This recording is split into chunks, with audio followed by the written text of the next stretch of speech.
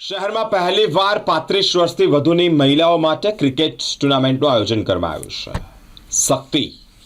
શક્તિ cricket league 2025નું આયોજન councillor Rupalben Mehta દ્વારા કરવામાં આવ્યું છે। અહીંયા ટ્રોફી પણ વિજેતાઓને અને રનરઅપને ટ્રોફી પણ એનાયત કરવામાં આવશે। ઘણી બધી ટીમોએ વિસ્તારની મહિલાઓની ઘણી બધી ટીમોએ પણ ભાગ લીધો છે। એક સ્લોગન અંતર્ગત મહિલા સશક્તિકરણના એક સ્લોગન અંતર્ગત કે માતૃત્વથી મેદાન સુધી હાલ ત્યારે ગૃહિણીઓ ખૂબ બિઝી હોય છે।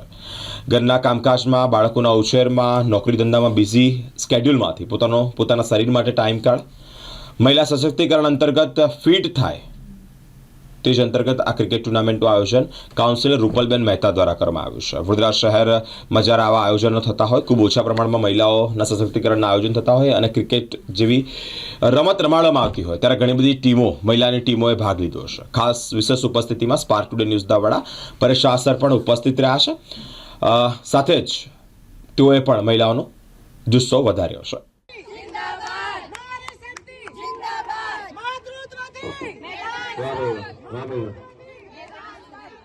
સુંદર રીતે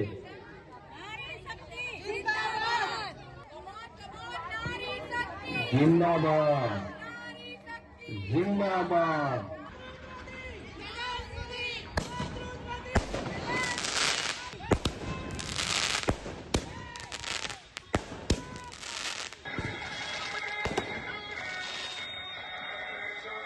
એ આદિત્યભાઈ આપ્યા છે, એનાથી તમારે લડવાનું છે।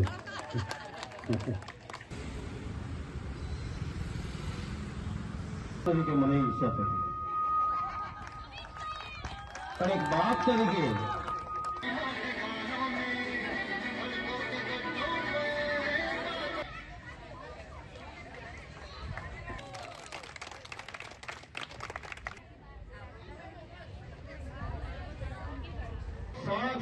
જે 7 વાગે અને તમારા મગજમાં જે રોષ હોય ને કે આજે આવવા દે એ ભાવથી ઉતરશો બા।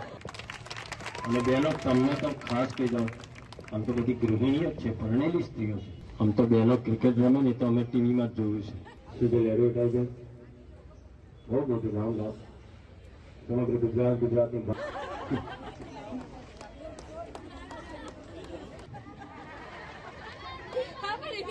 અને તમે વિક્સ મંગાવો ને તો વિક્સ લઈને આવે એમ નામ દીધું છે અને વિઘ્ને પૂર્ણ કરી દેજે બા। મારી તમારી પ્રાર્થના। જય શ્રી રામ। હું Rupal Mehta, ward number 3 councillor. આજે એક ઐતિહાસિક દિવસ તરીકે અમે યાદ રાખીશું, કારણ કે વડોદરાના ઇતિહાસમાં 35 વર્ષ અને તેનાથી ઉપરની ગૃહિણી મહિલાઓ, બહેનોનું આજે ક્રિકેટ ટુર્નામેન્ટ થવા જઈ રહ્યું છે। આ ક્રિકેટ ટુર્નામેન્ટ એક અનોખું આગવું એક અભિયાન તરીકેનું હું તમને કહીશ, કારણ કે આ જે ટુર્નામેન્ટ થઈ રહી છે એમાં અમારી જે બહેનો છે એ વડોદરાના અલગ અલગ વિસ્તારમાંથી ભાગ લીધો છે। ખૂબ જ ઉત્સાહપૂર્વક એ લોકોએ આમાં ઇન્વોલ્વમેન્ટ થયા છે અને સાથે સાથે આત્મનિર્ભર ભારત, આત્મનિર્ભર ગુજરાત, આત્મનિર્ભર વડોદરાના સુંદર નરેન્દ્રભાઈ મોદીજીના અભિયાનને ચરિતાર્થ કરવા માટે આજે મહેસાણા ગરબા ગ્રાઉન્ડ સમા વિસ્તાર, નિઝામપુરા વિસ્તારમાં આવેલું છે, ત્યાં સુંદર આયોજન સાથે આ ટુર્નામેન્ટનું આયોજન કર્યું છે। તો સૌ નગરજનોને, અમારી બહેનો, અમારી ગૃહિણીઓને પ્રોત્સાહન આપવા માટે, પધારવા માટેનું આહ્વાન કરીએ છીએ। એ જ અસ્તુ, વંદે માતરમ, ભારત માતા કી જય।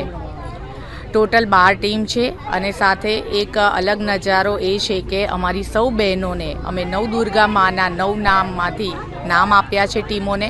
સાથે દરેક ટીમ એકબીજા સાથે રમશે અને કાલે સેમિફાઇનલ અને ફાઇનલ જીતવાના છે। ખૂબ જ સુંદર ટ્રોફીનું બી આયોજન કરવામાં આવ્યું છે।